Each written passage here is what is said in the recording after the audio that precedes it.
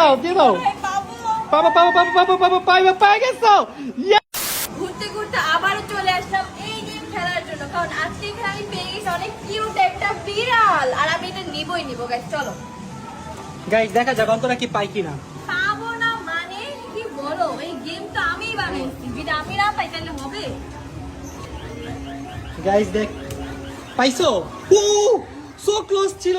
অনেক ক্লোজ। আরে okay correct চলো চলো চলো। গাইস অন্তরা মনে এবার পাবে পাবে পাবে ট্রাই করতেছে। লেটস সি দেখা যাক কি হাঁপাতে কি মনে হয় অন্তরা কি পাবে কিনা, অবশ্যই জানাবেন। এই তো পেয়ে গেল অন্তরা।